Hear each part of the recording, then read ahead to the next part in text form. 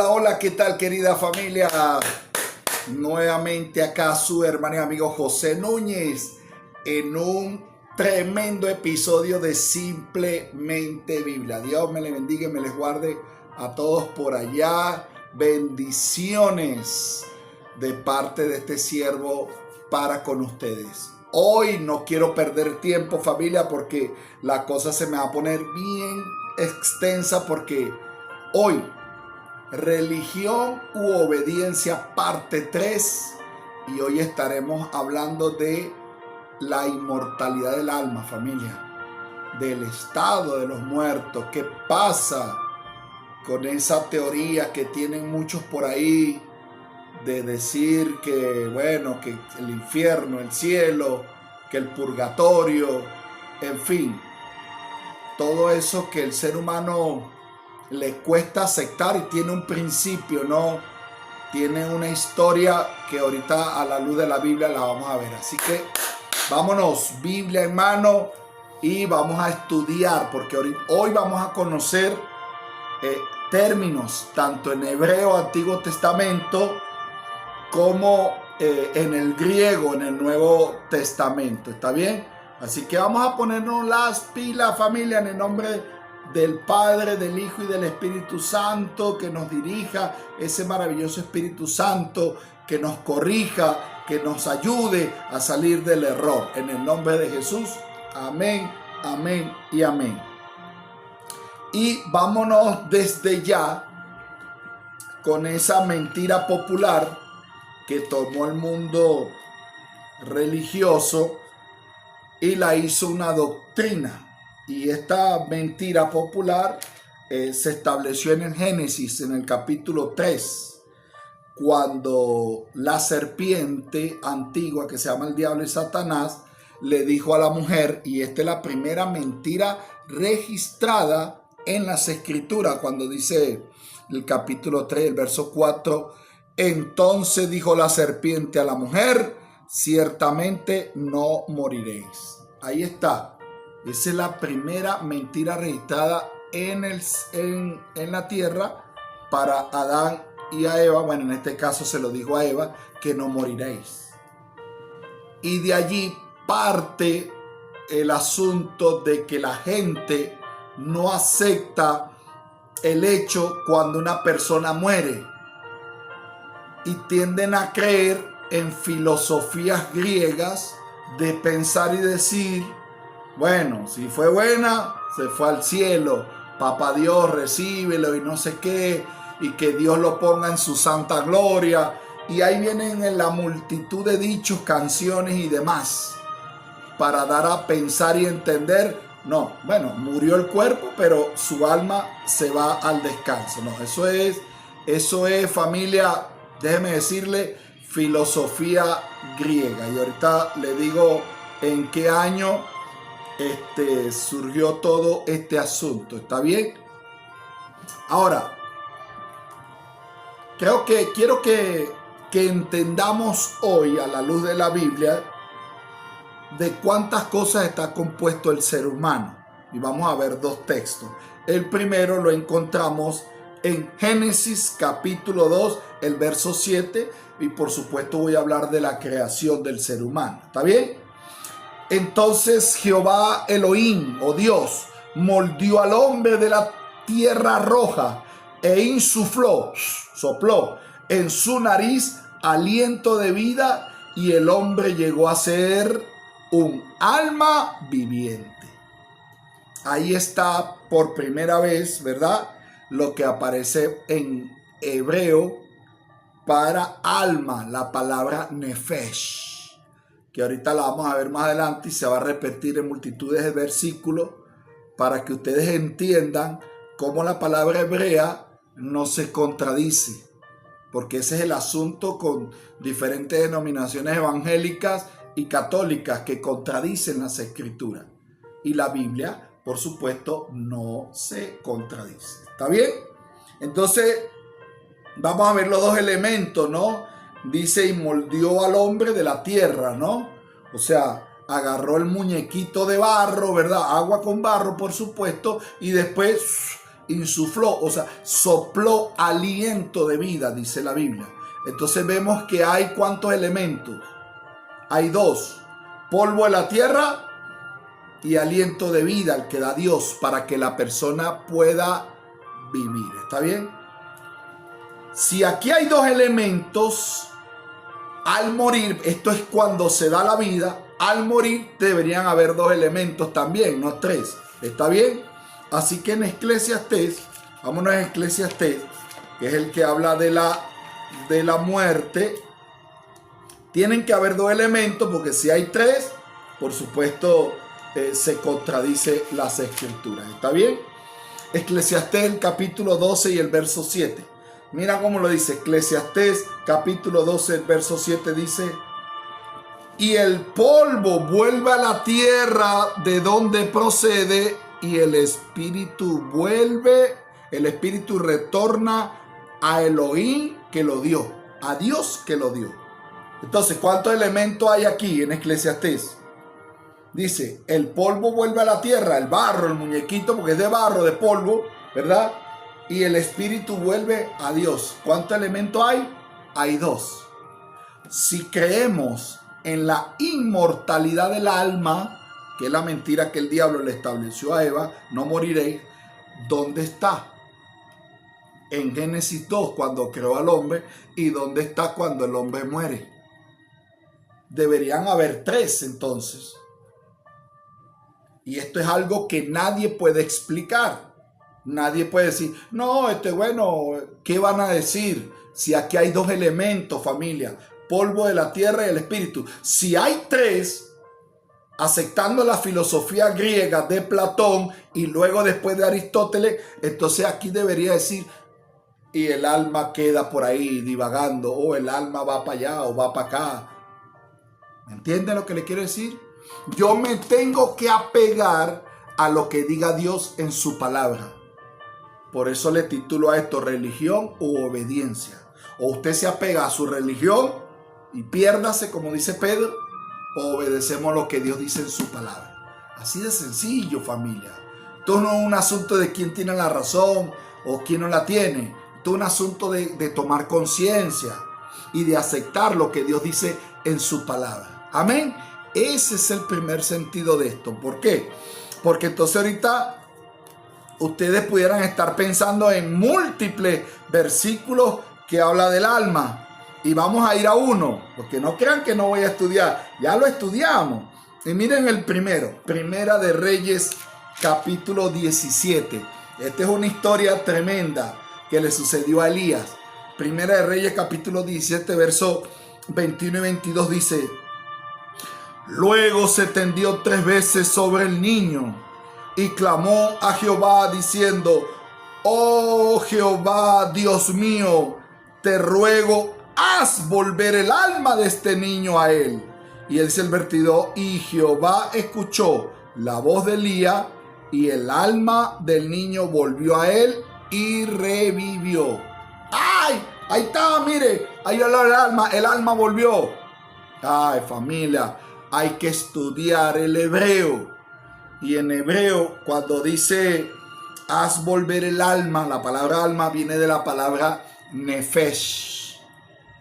¿Dónde aparece nefesh? Allá en Génesis 2:7, cuando dice: y el hombre del polvo de la tierra, y el aliento de vida, y la unión, escuche bien, la unión de estos dos componentes, usted se convierte en un alma. Y alma es una persona viva. Es una persona viva. Los seres que están vivos son un alma.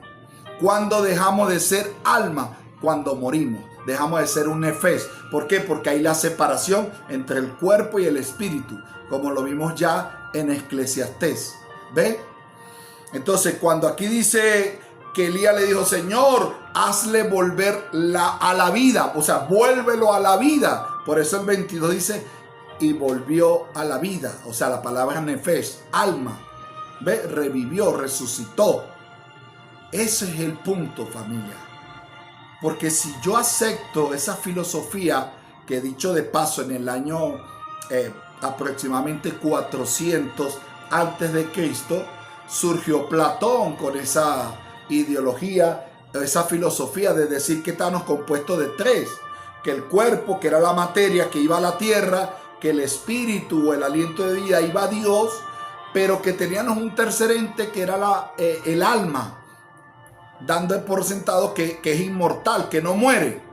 Y es contradictorio a lo que estamos estudiando hoy acá. ¿Está bien? Miren otro principio a seguir allí, ¿no? Porque miren, por ejemplo, voy a citar algo que sucedió con los que estaban en el diluvio, ¿no?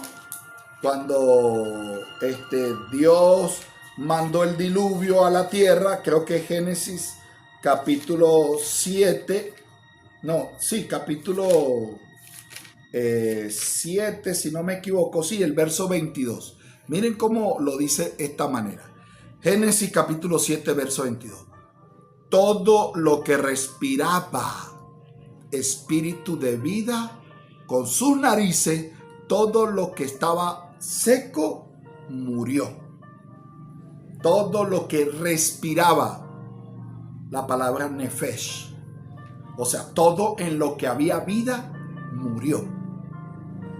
Entonces, si aquí podemos poner alma, porque es la misma palabra nefesh con la que empieza el principio de la creación del ser humano, estaríamos contradiciendo lo que popularmente dice la gente por ahí, la historia de Platón, que después Aristóteles la siguió promulgando, pero era una filosofía griega, familia, filosofía, escuche bien, filosofía griega, que dicho de paso, y déjenme contarle esta historia, después Roma, y aquí voy con Roma papal, estoy hablando de la Iglesia Católica, esto es historia universal, en el año 325, por supuesto con el periodo de Constantino, es cuando se promulga en el concilio de Nicea, se exalta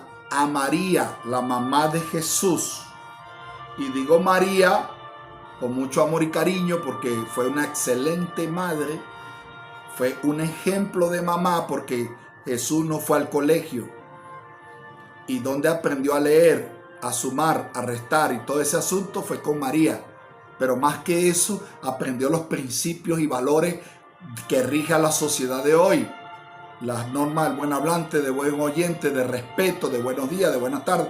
Todo ese asunto lo aprendió fue con María. ¿Ve? Y por supuesto, a ser un niño temeroso de Dios con María y con José. Y digo María porque ella dejó de ser virgen. ¿Está bien? Pero ¿qué pasa? Que María murió. Ay, ¿cómo hacemos? Si María murió, aceptamos nosotros entonces que el hecho de que está muerta y que no está ya intercediendo. ¿Quién dijo eso? Eso fue en el año 325 en el concilio de Nicea. Es cuando exaltan a María como un semidios. Por eso digo semidios. ¿Por qué? Porque es una filosofía griega. ¿Ve? Y la ponen a interceder ante Dios. Y por eso dice María, Madre de Dios, ruega por nosotros los pecadores. No, María no ruega por nosotros, familia. Eso es un dogma de la Iglesia Católica errado, contradictorio a las Escrituras. ¿Por qué? Porque Dios condena en Deuteronomio al que consulta a un muerto.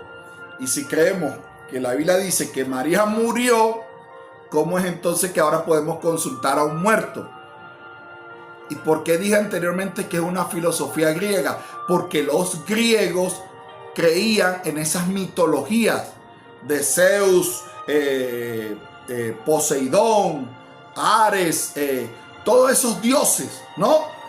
Y entonces ellos pensaban que una persona cuando se destacaba en este planeta Tierra, rescatando a alguien, resaltando por sobre todo los demás y haciendo buenas acciones, cuando morían, la mitología griega lo exaltaba como un semidios.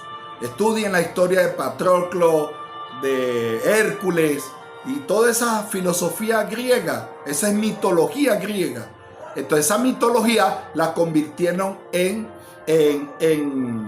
doctrina que es antibíblica, es contraria a lo que dice las escrituras. Ahora, la palabra nefesh, que es la que venimos estudiando en el Antiguo Testamento, ahorita la vamos a ver en el Nuevo Testamento, tiene que ver con alma, ser, vida, corazón, inclusive ánimo. Imagínense todas esas palabras, familia. Miren otro término aquí cuando en Génesis, otro del mismo del alma vive. Cuando muere la esposa de Raquel. Miren lo que dice Génesis capítulo 35 y el verso 18. Y ocurrió que al salírsele el alma, pues estaba muriendo, llamó a su nombre Benoni, pero su padre lo llamó Benjamín. Ahí está, miren, se le estaba saliendo ¿qué? El alma.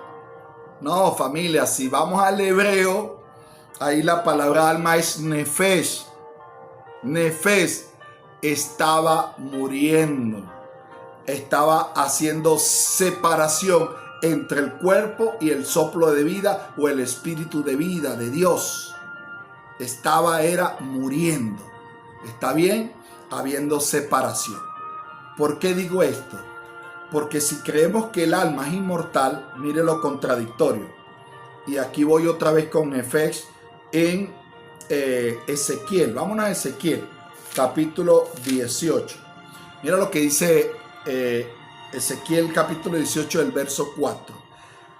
Sabedlo, todas las almas son mías, como el alma del Padre, así el alma del Hijo es mía, y el alma que peca, esa morirá. ¿Cómo? No dicen que el alma es inmortal, pero aquí está diciendo el alma que peca muere. Entonces, ¿muere o no muere? Miren cómo se contradice el mundo cristiano ahora.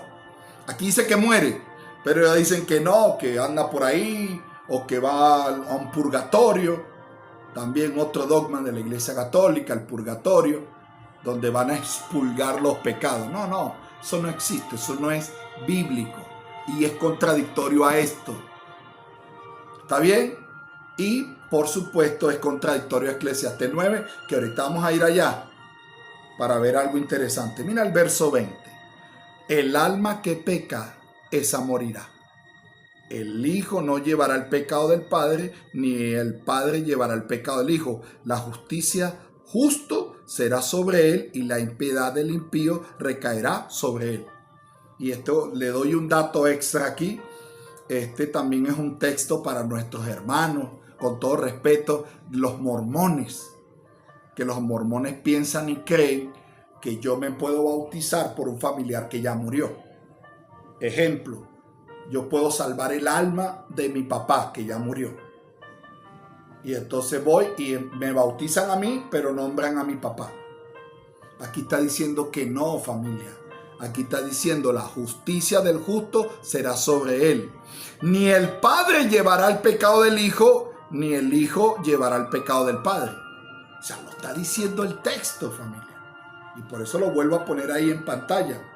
O sea, la impiedad del impío es sobre él. ¿Por qué? Porque la salvación es individual, es personal. Eso lo está diciendo ¿quién? La Biblia. Religión u obediencia. Usted decide si obedece o sigue su religión. ¿Está bien? Ese es uno de los lindos secretos que tiene la Biblia. ¿Está bien? Ahora, vámonos a otro texto. Salmo. Ay, mire este salmo hermoso. Mire este salmo hermoso. Y mire cómo se están parando un texto con el otro y no se está contradiciendo, ¿no? ¿Está bien?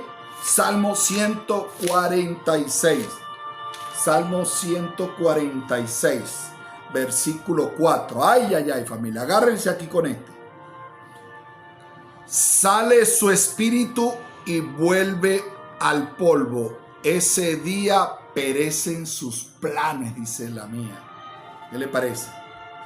Sale su espíritu y vuelve al polvo.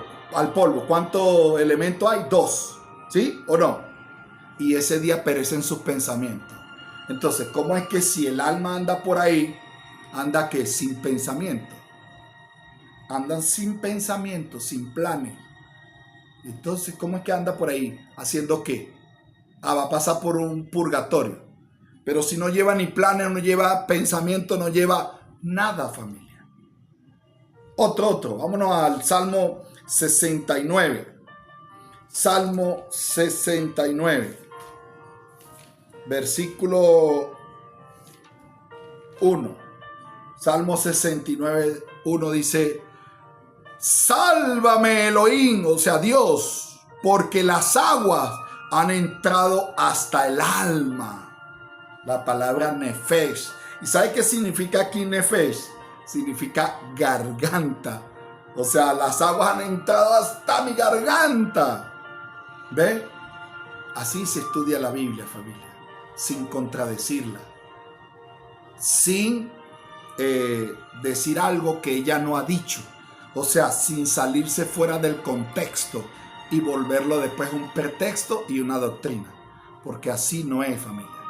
Hay que salir del error, pero para salir del error hay que estudiar las Sagradas Escrituras. ¿Está bien?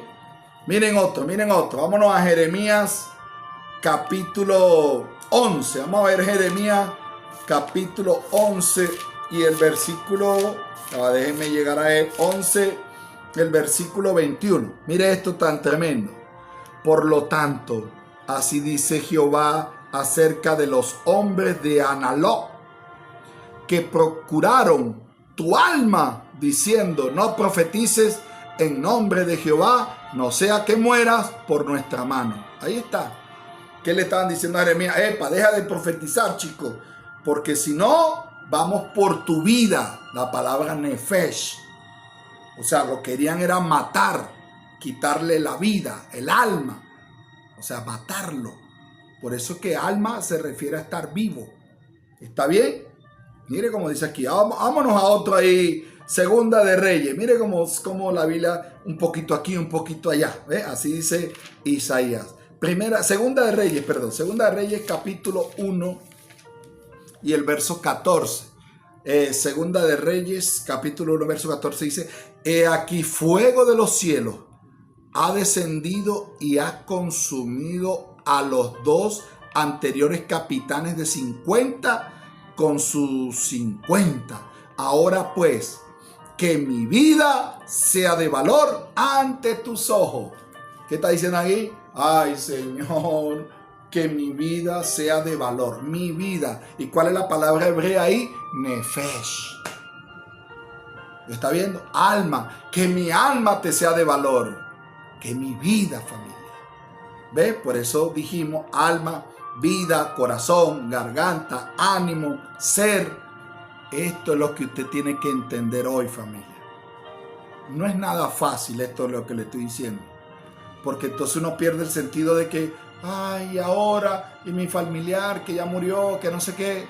No, con mucho respeto uno los recuerda, esos momentos vividos con esa persona, y está bien. Eso no es pecado, recordar a una persona que ya falleció, recordar esos momentos lindos que se vivió con ella, está bien. Y usted mantiene ese recuerdo vivo allí y no pasa nada, eso no es pecado. Pero ir al cementerio y tal y no sé qué, y vamos a pagar 20, 30 dólares en la misa para que oren por el alma. No, eso es mentira del diablo, chicos. Porque en Génesis ya él lo dijo, se lo dijo a Eva: no moriréis. ¿Y qué está pasando? ¿Qué estamos viendo? Que sí muere, que el alma que peca muere. Ahora vamos a trasladarnos, familia, ahora al Nuevo Testamento, y vamos a verlo en Mateo el capítulo 10 y el verso, Mateo capítulo 10 verso 28, ¿sí? Mateo 10 28, déjenme llegar, Mateo 10 28, y miren cómo aparece aquí. Ahora ya la palabra es en griego y cambia, ya no es nefesh. Miren, dice el verso 28, no temáis a los que matan el cuerpo, pero el alma no pueden matar. Temed más bien al que puede destruir el alma y el cuerpo en el infierno. ¡Pau! Y aquí aparecen dos palabras griegas, familia, controversiales también. Una, el alma, que en griego es la palabra pushe o pusé. En griego, discúlpenme que lo pronuncie porque es una palabra en griego, ¿no? Y la segunda, infierno. Que déjenme hablarles un poquito de la palabra infierno. Y la palabra infierno en los originales, en los que se escribió en griego, esa palabra no existe. Existe es Gehenna, Tártaro, sepulcro, Hades, Seol, pero infierno nunca aparece. Esa palabra infierno existe es por los dos traductores populares, católicos por supuesto, Casiodoro de Reina y Cipriano Valera, que eran dos sacerdotes católicos, y donde dice Seol, Tártaro, sepulcro, Hades, ellos le pusieron la palabra infierno. Pero Gehenna era el basurero al sur de Jerusalén, donde el fuego nunca se apagaba y era considerado fuego, no era nada, pero ellos le pusieron infierno. Y entonces ahora el mundo popular evangélico, y con todo respeto lo digo, ahora cree en el infierno, y entonces la gente murió y su alma se está quemando allá. Eso es creer en un Dios injusto, familia. ¿Está bien? Eso es creer en un Dios injusto. Y yo no creo en un Dios injusto. Y dicho de paso, que la paga no la da la muerte. La paga la da Cristo Jesús cuando venga. Eso lo dice Juan 5, versos 28 y 29. ¿Está bien? Ahora sí, miren algo contradictorio, ¿no? Hablando del alma. Y es que dice la palabra puché, dice, no temáis a los que matan el cuerpo, pero el alma no puede matar. Más bien teman al que puede destruir el alma y el cuerpo. Entonces, yo le preguntaría a esa persona, ¿puede morir el alma, sí o no? Sí, porque aquí lo está diciendo, teman al que puede destruir el alma. Y aquí la palabra es vida. O sea, no teman solamente al que puede matar el cuerpo, sino que te puede quitar la vida eterna. Vida, puché. Teman más bien al que te puede quitar el alma, o sea, tu vida eterna, y te puede quitar el cuerpo, por supuesto. Y eso es Cristo Jesús. ¿Ven cómo este texto no contradice el Antiguo Testamento, donde hablamos de la palabra nefesh? Entonces, si creemos en la inmortalidad del alma, estamos ya echando por tierra el Antiguo Testamento. ¿Está bien? Así no contradecimos las escrituras, familia. ¿Está bien? Y entonces viene otro tema interesante. Mira lo que dice Efesios 6:6. Aquí vamos a encontrarnos con la misma palabra nefesh, pero miren algo interesante. Cómo va a aparecer aquí la palabra nefesh. Efesios capítulo 6:6. Dice, no sirviendo al ojo como los que procuran agradar a los hombres, sino como siervos del Mesías, haciendo la voluntad de Dios desde lo íntimo del ser, dice la mía. La versión Reina Valera dice desde lo íntimo del corazón. ¿Está bien? Y aquí la palabra ser o corazón es la palabra puché o pujé. Vida, corazón, ser, ánimo. Miren aquí otro texto. Hechos de los Apóstoles, el capítulo 7. Vámonos al Hechos 7 rápidamente y el verso 14. Mire, dice, y José envió a llamar a su padre Jacob. Está hablando aquí este hombre de esto.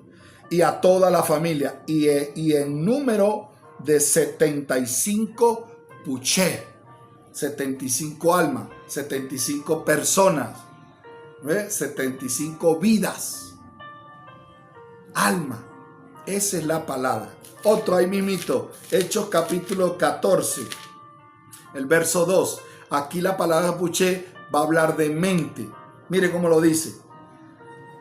Pero los judíos que desobedecieron incitaron y contaminaron la puché, o sea, la mente de los gentiles contra los hermanos. ¿Ve? Alma. Y aquí alma se refiere a la mente. Mire todo cómo puede ser traducida y sin contradecir la escritura. Porque si yo tomo el texto y saco la palabra en griego, alma, para describir algo, entonces estoy contradiciendo todas las escrituras, familia. ¿Está bien? Así se estudia esto.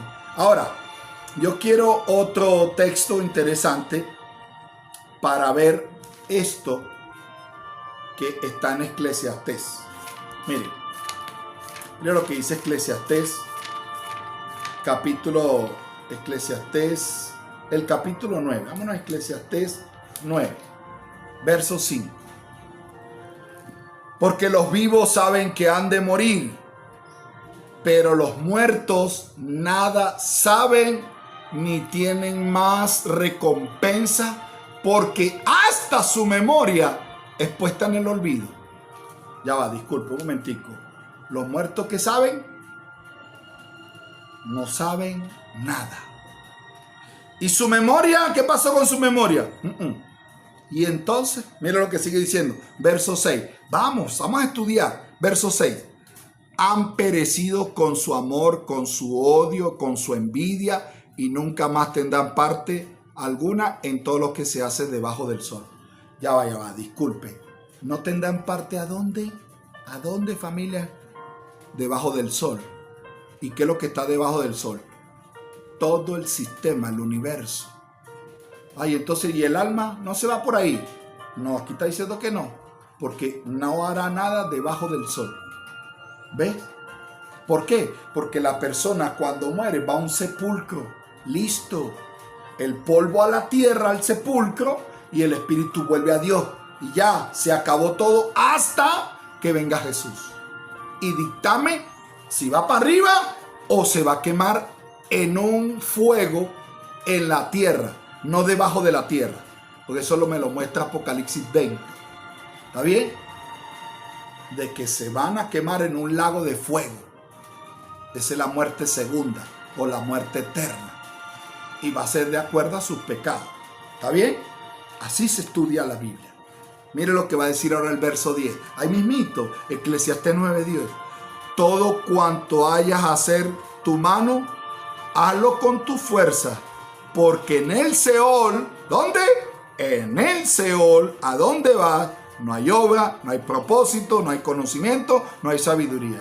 ¿Cómo? O sea, no hay nada. Eso lo está diciendo la Biblia. Y dice al Seol, no dice al infierno, no dice al cielo, no dice por ahí, al purgatorio, al sepulcro, familia. No altere lo que ya Dios estableció. No contradiga esto, familia. Porque si usted cree en esa doctrina, en esos dogmas, en esa filosofía griega, está contradiciendo lo que dice la Biblia y te vuelves religioso. Y dejas de obedecer lo que ya Dios estableció. ¿Está bien? Mire cómo aquí se está estableciendo esto, familia. Miren esto, miren esto. Miren esto. Juan capítulo 5. Se lo cité ahora, pero ahora sí lo quiero leer textualmente. Juan 5, 28 y 29. No maravilléis de esto, pues llega la hora en que todos los que yacen en los sepulcros oirán su voz. Y los que hicieron lo bueno saldrán a resurrección de vida. Y los que practicaron lo malo a resurrección de juicio. ¿Quién está diciendo esto? Jesús. Que cuando Él venga por segunda vez oirán su voz los que están ¿dónde? En el sepulcro. O sea, en el cementerio. Y los que hicieron lo bueno a la vida eterna. Y los que hicieron lo malo a juicio. O sea, a la condenación. Ahí sí, ¿quién es el que da la paga? Según el texto, ¿quién está dando la paga? Es Cristo Jesús quien está dando la paga, no la muerte. Entonces ya usted sabe dónde va el familiar. ¿A dónde va? Al cementerio. 3 metros bajo tierra y él no sabe nada. Ay, que yo le llevé flores, que le llevé en el cumpleaños le llevé una torta. Esa persona no sabe nada. Por eso siempre se dice, en el Día de la Madre, en el cumpleaños de alguien. Si usted le va a reconocer algo, reconózcaselo en vida, porque después de muerto nada sabe. Ay, se ponen a llorar y a darse golpe de pecho. No, si usted quiere demostrarle a un familiar que lo ama, que lo quiere, es en vida, no de muerto. Y llevándole flores al cementerio cuando nunca se lo llevó en vida. No, lléveselo en vida y demuéstrelo que usted lo ama, que usted lo quiere, que usted lo aprecia. ¿Entiende? Así es como se estudia las escrituras, familia. Mire, aquí está. Vamos a ver 3 personajes santos de Israel, de Dios. Y vamos a ver dónde están. Porque aquí donde se cae esa doctrina católica. Familia, ya lo hemos estudiado varias veces. Y vamos a hablar de un personaje poderoso que le servía constantemente a Dios, dice la misma escritura. Daniel. Y vámonos a Daniel, el capítulo 12. Mire cómo dice el verso 13, el último versículo de Daniel. Y tú irás hasta el fin y reposarás. Ok, vas a morir, Daniel, tú vas a morir. Y te levantarás. ¿Cómo? Te levantarás para recibir tu heredad al fin de los días. ¿Dónde está Daniel? Según el texto. Porque está diciendo que se va a levantar. No dice que está en el cielo. Entonces, ¿cómo es que si la persona murió y fue buena va al cielo? ¿Cómo es que Daniel no está allá? Porque aquí está. ¿Cuándo va a recibir la heredad? Según el texto, al fin de los días. O sea, cuando Cristo venga por segunda vez y lo levante a recibir la heredad, la vida eterna. ¿Ve? ¿Ve? ¿Cómo así yo no he contradicho todo lo que dije desde el Génesis? Desde la palabra Nefesh, pasando por Boucher. ¿Entiende? Si yo creería en la inmortalidad del alma, aquí se contradice. Y contradeciría a Jesús, que es el que da la paga, él dando la resurrección de vida eterna a los que van para allá. Ahora, no tiene sentido, no tiene lógica que entonces si el alma buena ya se fue al cielo, entonces ¿para qué va a venir Jesús por su segunda venida? Entonces viene Jesús y le va a decir, ¡hey! Bajen, que me los voy a llevar. Pero si ya están allá, ¿es contradictorio o no contradictorio? Vamos a ver, otro personaje interesante. Familia, vamos a estudiar la Biblia. Yo estoy dispuesto, estamos a la orden para estudiar la Biblia. ¿Sí? Mire la historia de otro personaje que según un salmo dice que fue conforme al corazón de Dios. Y Dios le llamó mi primogénito. Ay, ay, ay. Mire lo que dice Hechos capítulo 2. Verso 29, voy a leer. Varones hermanos, se puede decir con franqueza acerca del patriarca David, que no solo murió, sino que también fue sepultado y su sepulcro está con nosotros hasta este día. Ahí está Pedro en el Sermón del Monte, ¿verdad? Dando a entender, y él estaba cerca, dicen los eruditos de la Biblia que estaba a unos pocos 50 pasos de la tumba de David, imagínense. Y él está diciendo, murió y su sepulcro está aquí con nosotros. Pero ahora mire lo que va a decir el verso 34. Ay, ay, ay, tremendo. Verso 34. Porque no subió David a los cielos, pero él mismo dijo el Señor a mi Señor, siéntate a mi diestra. Citó el Salmo 60. Pero ¿qué dice Pedro? Que David no subió ¿a dónde? Al cielo. ¿Cómo? Si fue conforme al corazón de Dios y le llamó primogénito. Es contradictorio a los que creen por ahí.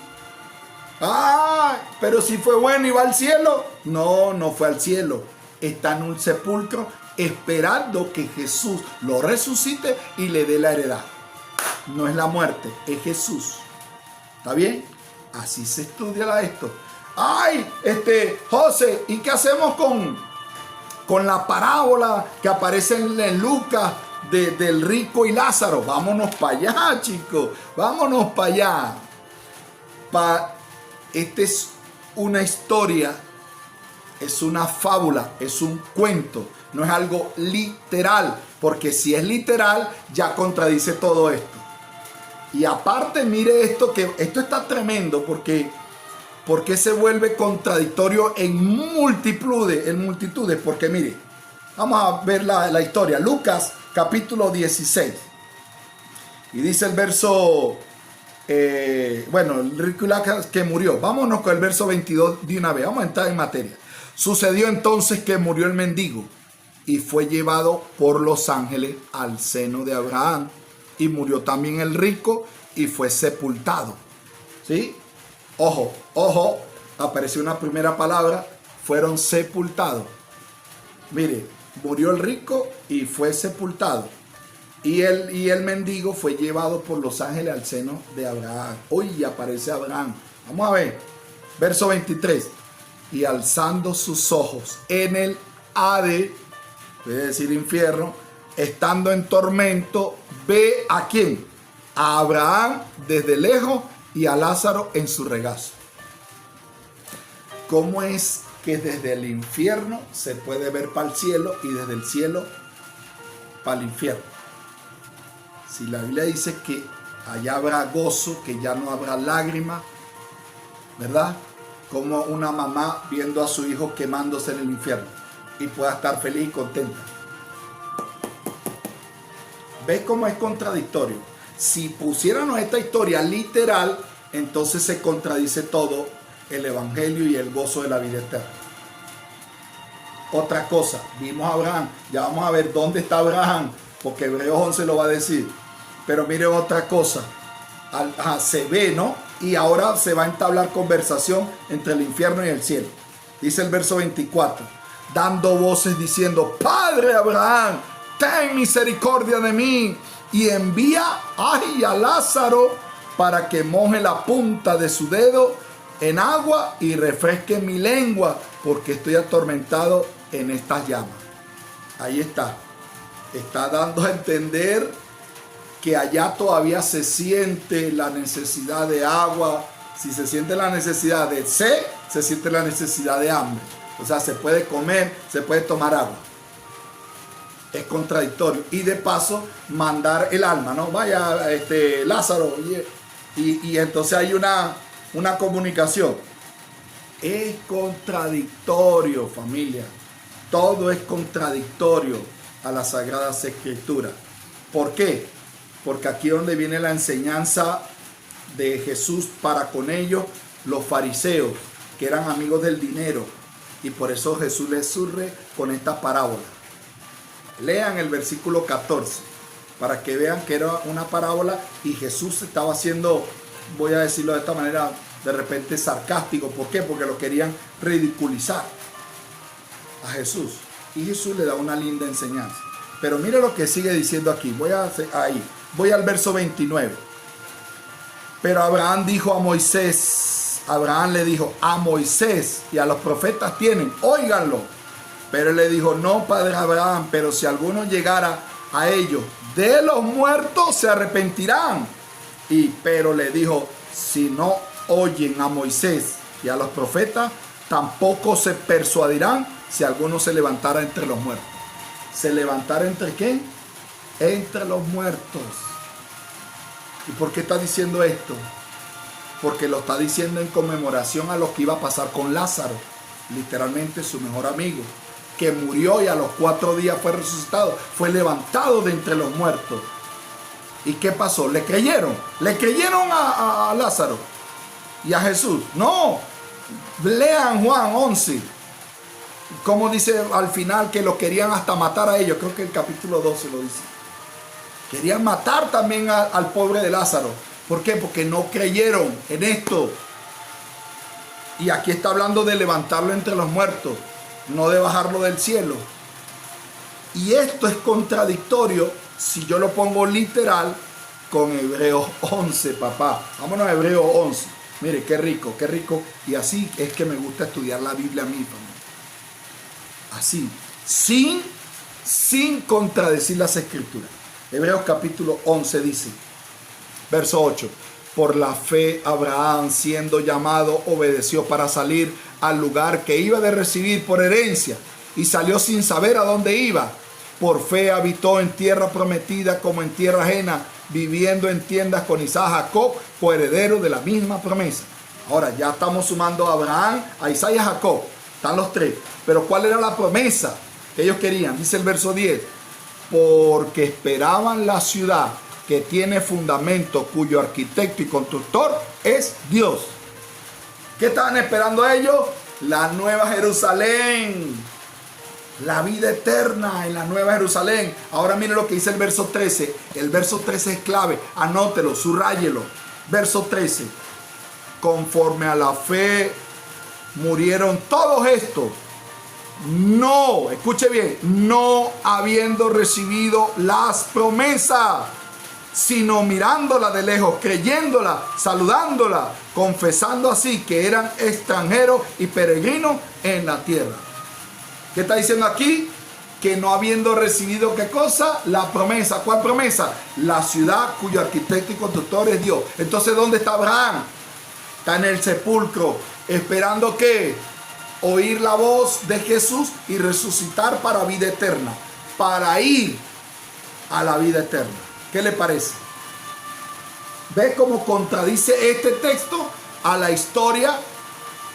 Es porque aquella historia no es literal, la del rico y Lázaro. No es literal también. Así hemos estudiado hoy.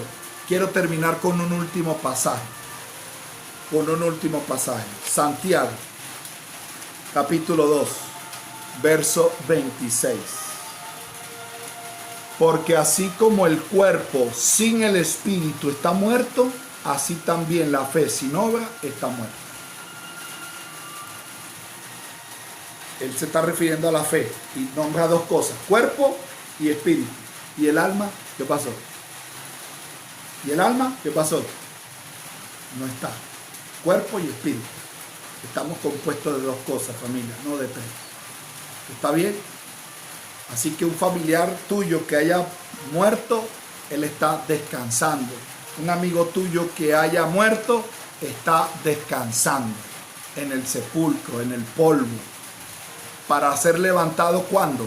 Cuando Jesús venga por segunda vez y sea para vida o sea para muerte eterna, para condenación, para quemarse en el fuego.